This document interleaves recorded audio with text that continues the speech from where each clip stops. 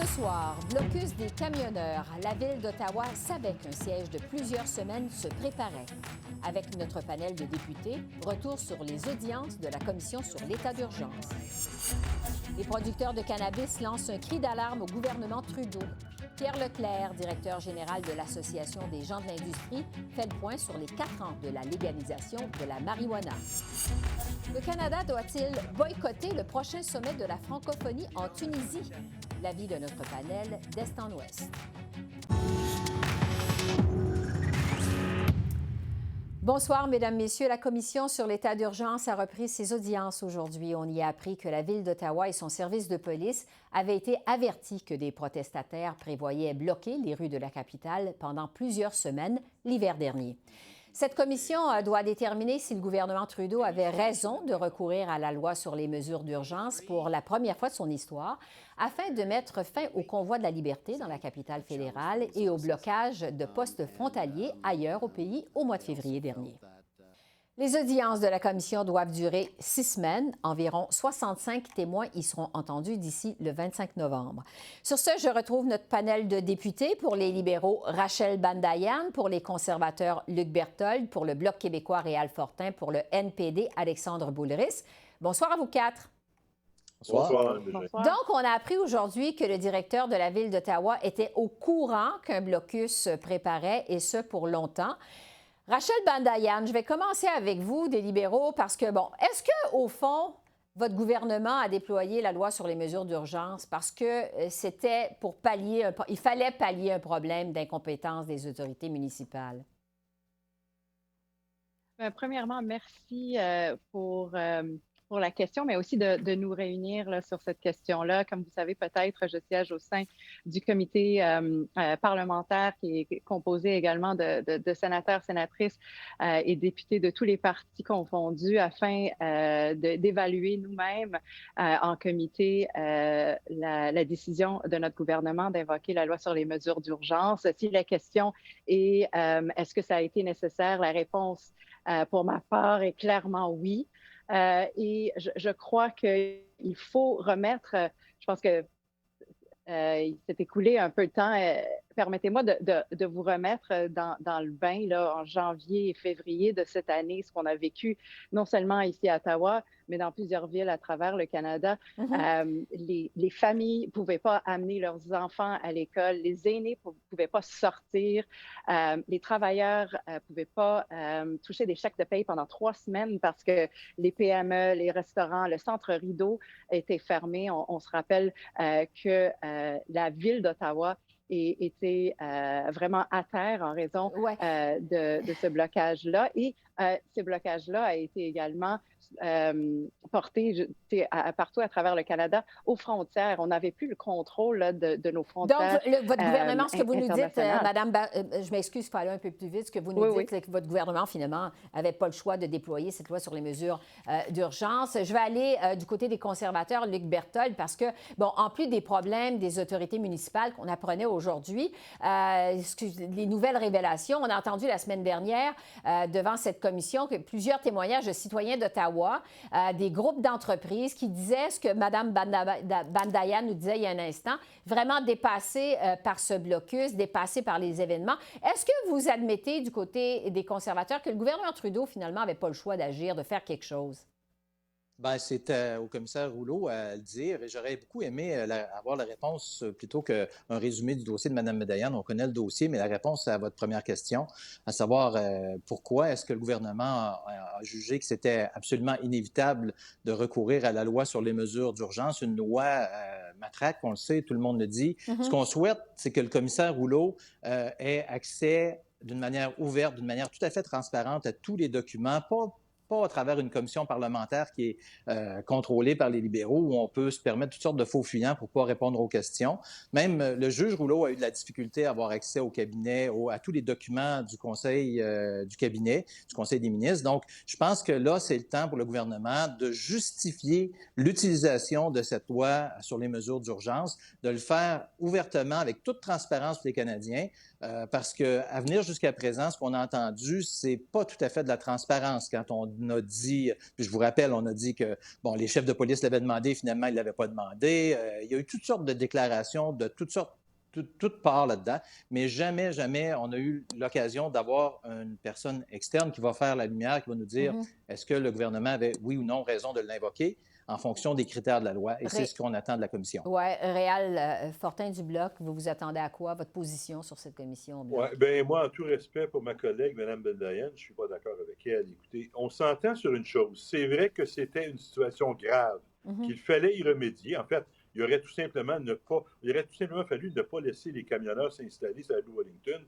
C'est une absurdité incroyable. Je ne peux pas comprendre qu'on ait accepté ça. Mais ceci dit, une fois que c'est fait, il fallait démanteler le barrage. On s'entend là-dessus. Mais de dire qu'il fallait invoquer la loi sur les mesures d'urgence, là, je regrette. La loi sur les mesures d'urgence, là, c'est l'enfant de la loi sur les mesures de guerre. C'est la même loi qui va servir pour déclarer, invoquer les mesures de guerre. On est loin d'un blocage de camions. C'est pas la même chose. Blocage de camions qui pouvait être libéré avec des remorqueuses. Et c'est tout ce qu'on a entendu. Là. M. Berthold a raison de le dire. On a entendu toutes sortes de raisons qui n'étaient pas bonnes là, pour prétendre avoir dû recourir à cette loi-là, à cette promulgation-là. Mais la seule raison vraie qui semble rallier tout le monde, c'est qu'on ne trouvait pas de towing pour remorquer les camions. Écoutez, ça n'a pas de bon sens. Là. La loi sur les mesures de guerre, c'est pas à ça que ça doit servir. Moi, la loi sur les mesures je pense que oui, c'est une situation grave. Il fallait démanteler les barrages, mais non, on n'avait pas besoin de la loi sur les mesures d'urgence. Et en terminant, je vous dirais qu'on les a évacués avec des policiers, ces manifestants-là. Les policiers, en 2 jours, ont vidé la rue et ils n'ont pas eu besoin de la loi sur les mesures spéciales. Alexandre Boulris, au NPD, allez-y. Je pense que dans les témoignages qu'on a entendus à la commission, il y a des choses qui sont troublantes, là, des gens qui vraiment ont eu des problèmes auditifs, qui ont des problèmes de sommeil, d'anxiété, de stress. Il faut se rappeler que tous ces gens-là, qui étaient d'ailleurs encouragés par plusieurs députés conservateurs, dont le nouveau chef, M. Poilievre, tous ces gens-là intimidaient, vraiment bousculaient les gens, les injuriaient sur la place publique. Faudrait quand même pas dire que M. Poilievre incitait les gens à intimider. M. Berthold, mais il y a une limite, M. Boulris. M. Berthold, je vous ai laissé parler. On a des photos, M. Berthold, de M. Poilievre, qui va donner des cafés et des pointes de pizza à ces manifestants-là. Donc, M. Boulris, regardez-vous une petite gêne, on va voir ce que le commissaire Rouleau va avoir à dire. Pendant les semaines, la vie des gens de la ville d'Ottawa. Et est-ce qu'il y a eu des incuries de la part de la police municipale? Probablement. Et je pense qu'on pourra faire la lumière là-dessus. Mais il fallait agir. Il fallait être capable de... C'est pas juste, il fallait être capable d'avoir des remorqueuses. Il fallait vraiment pouvoir s'assurer qu'elles allaient pouvoir faire leur travail en toute sécurité. Bon. On pouvait forcer les remorqueuses à agir. On pouvait geler des actifs qui venaient des partisans de M. Donald Trump qui appuyait ce mouvement conservateur ici au Canada. Du corpus si je pourrais répliquer pour ma part, allez-y, parce qu'on voit les opinions, évidemment, on s'y attendait, sont divergentes. Rachel Bendayan, voulez-vous répliquer à ce que vous avez entendu? Parce que, bon, M. Berthold, M. Fortin n'est pas d'accord avec ce que vous dites. Allez-y. Mais on semble tous être d'accord qu'il fallait mettre fin à cette situation-là. Le gouvernement fédéral a attendu 3 semaines, plus que 3 semaines. On vivait ce blocage-là, non seulement à Ottawa, mais à travers le pays. Et je vous rappelle qu'il n'y avait pas d'autres solutions sur la table. C'est comme au moment où on se parle, c'est facile de dire les camions n'auraient jamais dû rentrer. Je suis tout à fait d'accord en passant, mais c'est certainement pas la décision du gouvernement fédéral. On est venu au secours alors qu'il n'y avait pas d'autres solutions. Et je tiens aussi à dire à mon collègue, M. Fortin, que la loi sur les mesures d'urgence n'est pas la loi sur les mesures de guerre. Et je suis avocate. Les lois sont importantes, puis je pense qu'il faut être clair avec les Canadiens. Moi aussi, je suis avocat, Mme Bendayan, et c'est la même loi. Là. Allez la relire. La même loi qui va servir. Elle n'est pas la même. Elle n'est pas du tout la même, et j'y tiens. C'est pas la même loi. Je suis pas avocat, mais ce que je retiens de ce que Mme Bendayan vient de dire, c'est que pendant 3 semaines, le gouvernement n'a absolument rien fait. Et c'est exactement ce qu'on déplore. Le premier ministre... On a utilisé les lois existantes pendant 3 semaines. Madame Bendayan, laissez juste Luc Berthold, allez-y. Donc, effectivement, et c'est exactement pour ça qu'on dit que la loi sur les mesures d'urgence a eu plus pour effet de sauver la face du premier ministre que de trouver vraiment une solution parce qu'on n'avait pas besoin de recourir à la loi. On l'a vu au pont ambassadeur, on l'a vu à Coutts. On a réglé ces situations-là avant que la loi sur les mesures d'urgence soit invoquée. Et c'est ça la réalité. Et j'espère que le juge Rouleau va se concentrer sur cet aspect de la justification de l'invocation de la loi sur les mesures d'urgence. C'est de ça dont les Canadiens ont besoin d'avoir des réponses. Et je vais terminer avec une question. Si le gouvernement devait recourir à la loi sur les mesures d'urgence de nouveau dans le futur pour une autre situation, qu'est-ce qui pourrait être fait de mieux selon vous? Est-ce que, Alexandre Boulris, vous voudriez répondre à cette question-là? Je pense que tirons les leçons de l'épisode malheureux qu'on a vu ici sur la colline parlementaire. La commission va servir à ça. Je pense que c'est la première fois qu'elle a été utilisée depuis son adoption en 1988. On verra quelles leçons on en tire et puis pour l'utilisation à l'avenir. Et moi, je trouve ça malheureux que le gouvernement fédéral se soit traîné les pieds. Puis c'est vrai, et là, je rejoins M. Berthold, les libéraux doivent faire preuve de transparence. Tous les documents doivent être disponibles pour que les Québécois et les Canadiens aient les réponses à leurs questions. Rachel Bandayan, Luc Berthold, Réal Fortin, Alexandre Boulris, merci beaucoup. Merci d'avoir été avec nous. Au revoir. Merci. Merci, bonsoir. Merci tout le monde. Au revoir. Merci. 4 ans jour pour jour après que le cannabis ait été légalisé au Canada, les producteurs se disent être à la croisée des chemins. Les profits alléchants qu'ils espéraient en 2018 sont loin d'être au rendez-vous en 2022, tellement que l'industrie demande aujourd'hui l'aide d'Ottawa pour lutter, entre autres, contre le marché noir qui est toujours florissant. Alors, je fais le point avec Pierre Leclerc, qui est le directeur général de l'Association québécoise de l'industrie du cannabis. Bonsoir, M. Leclerc. Bonsoir, Mme Bégin. Bon, vous, des gens de l'industrie, vous étiez justement sur la colline parlementaire aujourd'hui à Ottawa pour faire le point sur votre situation. Je vous demanderais d'abord, comment se porte l'industrie du cannabis légal au Canada après 4 ans de légalisation? Je vous dirais que votre introduction était extrêmement juste. Nous sommes à un point de bascule dans l'industrie. À l'heure actuelle, on peut observer que, selon toute vraisemblance, plus de la moitié des entreprises sont en précarité financière. Donc, on arrive à une étape aujourd'hui où, pour l'industrie, il y a un sentiment d'urgence de revoir certaines réglementations ou certaines pratiques au Canada. On dit justement que les producteurs en arrachent, que plusieurs opèrent de façon déficitaire, devront fermer leurs portes même. Ce serait peut-être le cas pour l'entreprise Exo à Gatineau. Qu'est-ce que vous demandez comme aide à Ottawa? En fait, nous étions sur la colline en mai dernier pour sensibiliser les autorités gouvernementales de différents ministères et organismes à la situation. Aujourd'hui, on est 6 mois plus tard. Et aujourd'hui, on vient dire, on n'est plus à vous sensibiliser, il y a urgence.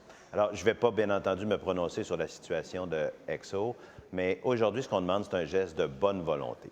Donc, premièrement, reconnaître la situation actuelle dans l'industrie. La moitié des entreprises de cannabis qui doivent payer la taxe d'assises à l'Agence de revenus du Canada à l'heure actuelle sont en retard sur les paiements. Déjà là, on a des données, on a des statistiques alarmantes sur la santé financière.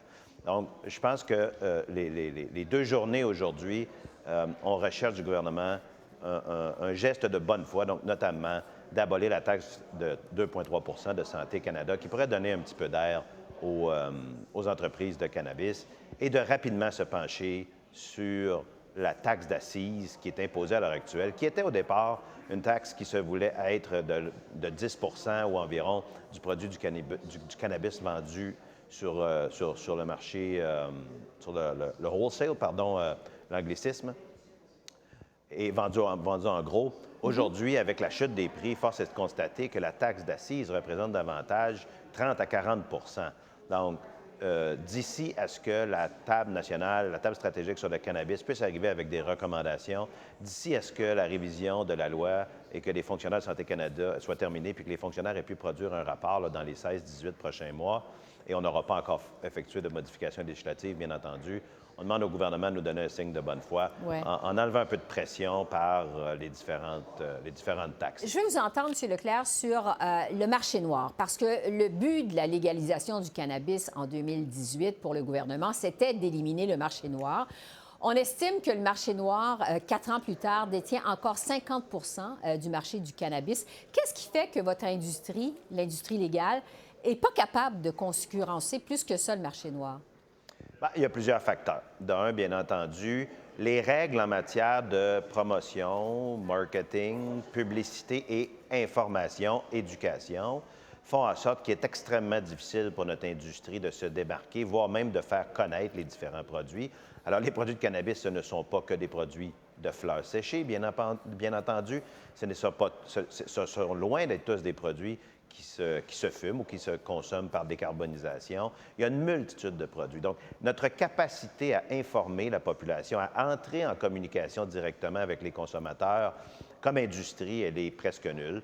Et le crime organisé, de son côté, lui, ne se gêne pas, bien entendu. Les prix, bien entendu, alors, lorsqu'on avait fixé un prix là, qui était sur 10 le gramme comme prix moyen, en fait, tout le système et toute la réglementation qui a été bâtie crée une pression baissière sur les prix pour les entreprises légales de cannabis. Mais au lieu que ce soit l'industrie légale qui fasse une pression sur l'industrie illégale, sur leurs produits et leurs prix, c'est l'inverse. À l'heure actuelle, c'est l'industrie illicite qui continue et réussit à maintenir une pression baissière sur l'industrie légale et qui va, à terme, réussir à faire fermer une multitude d'entreprises tout à fait légales, avec des produits contrôlés, avec des bons citoyens qui n'ont pas de dossier criminel, des entreprises impliquées dans leur milieu, dans leur communauté. Alors, ce qui fait cette dynamique, c'est la réglementation actuelle qui doit être revue très rapidement et le fait que le coût de production est excessivement élevé pour les entreprises légales. Je vais vous ramener, M. Leclerc, au moment de la légalisation en 2018. On sait qu'il y a eu un engouement des investisseurs pour le secteur du cannabis légal. Aujourd'hui, on voit que les actions se sont littéralement effondrées. 100 $ investis dans une action d'un producteur peut valoir moins de 5 $ en ce moment. Est-ce que votre industrie a quand même une part de responsabilité dans cet effondrement? Bien entendu que, comme dans tout effondrement des valeurs boursières, l'industrie a toujours une part de responsabilité. Et je ne souhaite pas ici identifier de coupable. Mon idée n'est pas de dire que c'est la faute du gouvernement ou d'un gouvernement particulier ou d'une entreprise ou d'un groupe d'entreprises en particulier. Alors, je pense qu'il y a eu effectivement un engouement. Là.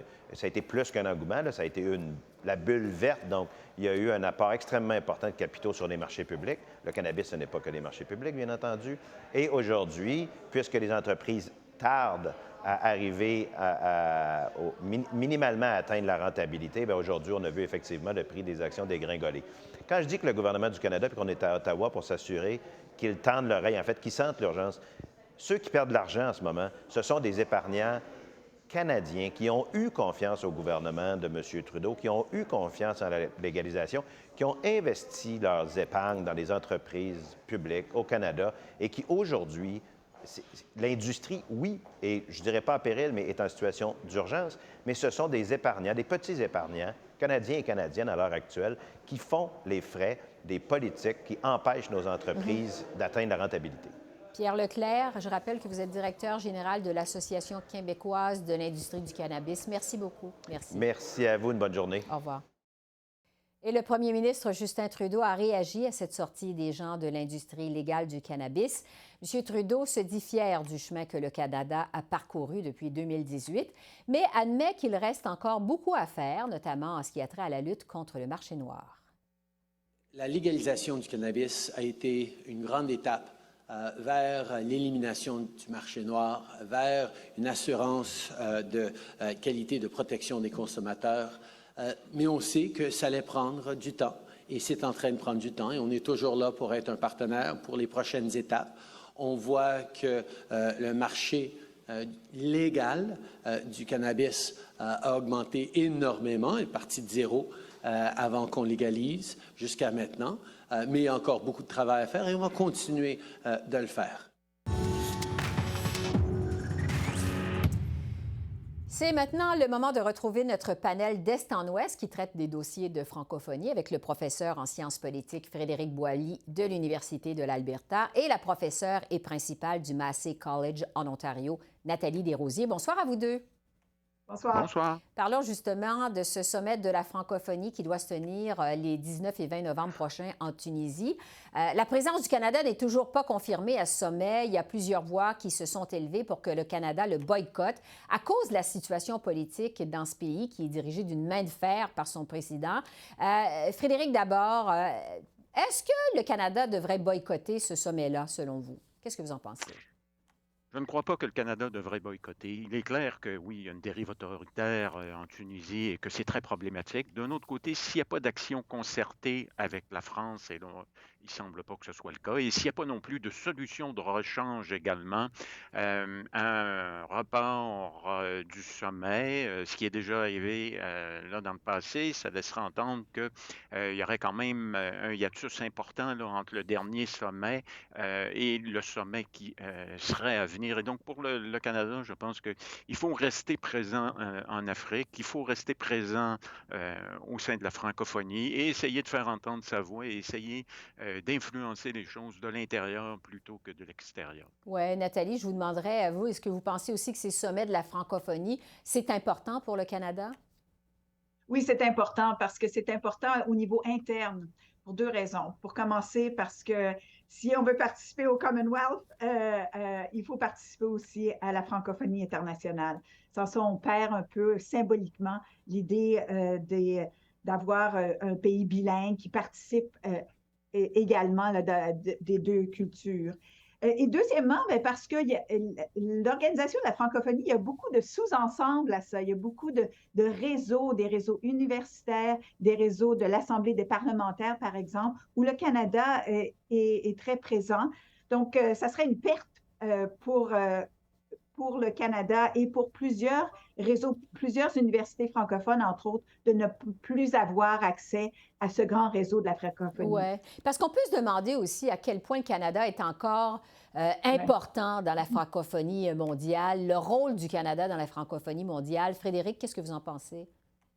C'est un peu à l'image de l'ensemble de la politique étrangère canadienne ou de la place et du rôle du Canada sur la scène internationale. C'est-à-dire que plusieurs, et moi j'en fais partie, pensent qu'il y a eu une marginalisation du Canada dans les dernières décennies. Et la question de la francophonie s'inscrit aussi dans cette tendance-là à la marginalisation. Et donc, par conséquent, ce qu'on a besoin du côté canadien, je pense, c'est de réintégrer aussi la francophonie, mais avec une politique non seulement globale, mais aussi des objectifs un peu plus clairs, un peu plus de coordination aussi avec les provinces, avec les universités, pour le recrutement, par exemple, des étudiants internationaux et tout particulièrement francophones. Je pense qu'il y a plusieurs voix qui s'élèvent dans cette direction et que ce serait bienvenu qu'on se donne justement du côté canadien une ligne d'action plus claire et plus coordonnée. Oui, Nathalie, sur le poids du Canada dans la francophonie internationale, de votre côté? Moi, j'ai eu l'occasion de faire partie là, de l'Assemblée des parlementaires francophones et aussi de l'AUF, de l'Association des universités francophones.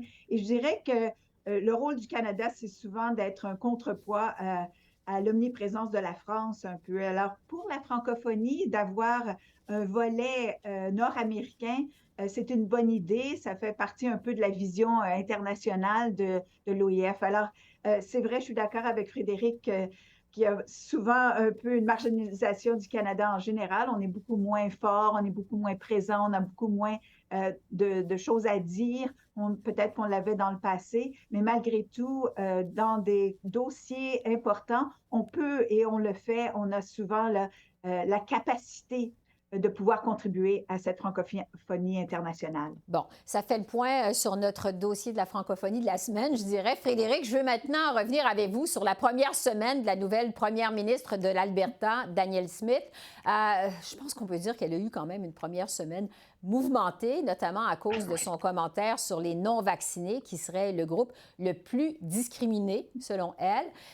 Ce commentaire, justement, sur les non-vaccinés, est-ce que vous pensez que c'est une erreur de sa part ou si c'est plutôt une stratégie pour faire appel à sa base plus à droite?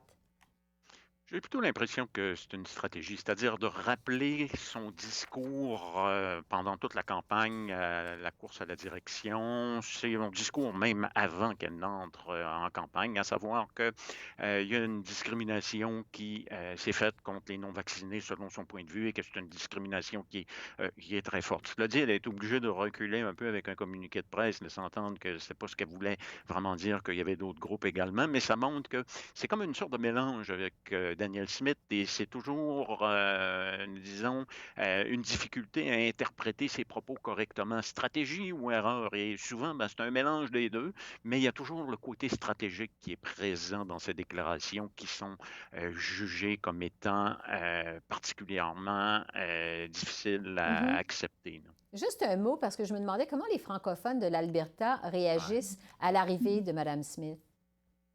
Oui, avec pas mal d'incertitudes et d'inquiétudes. C'est-à-dire que là, on est dans une position du côté de la francophonie où il faut attendre encore des élections qui vont survenir en mai prochain. Il pourrait y avoir des bouleversements importants, notamment en matière de santé, et c'est une question qui est tout particulièrement criante dans les milieux francophones ici en Alberta, à savoir quel impact ça pourrait avoir. Certains voient peut-être une certaine embellie du côté économique parce qu'elle a quand même un discours en matière économique, mais tout le discours également du retrait de l'État, ben, on anticipe aussi des impacts sur la francophonie et jusqu'à l'élection, ben, on veut continuer à parler aussi avec tous les acteurs politiques parce que personne ne connaît le résultat de cette élection qui s'annonce serrée pour le mois de mai prochain. Allons du côté du Nouveau-Brunswick parce que le ministre de l'Éducation, Dominic Cardy, a quitté son poste, mais avec fracas, je dois dire. Il critique le premier ministre Blaine Higgs, qui l'accuse de diviser la communauté francophone et la communauté anglophone dans cette province. Nathalie, à quel point est-ce que c'est un coup dur pour Blaine Higgs, selon vous? Ça fait toujours mal de perdre un ministre de façon aussi foudroyante et aussi publique.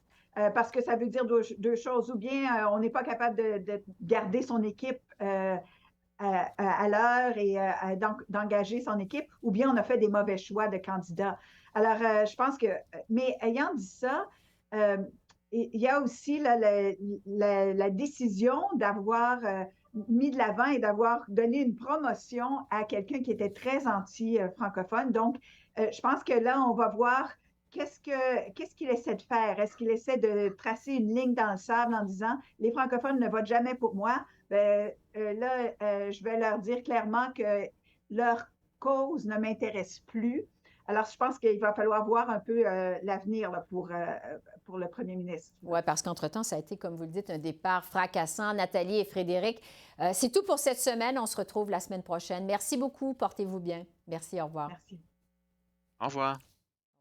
Alors voilà, c'est comme ça qu'on a vu l'essentiel de l'actualité de ce lundi 17 octobre sur la colline parlementaire à Ottawa. Esther Bégin qui vous remercie d'être à l'antenne de CEPAC, la chaîne d'affaires publiques par câble.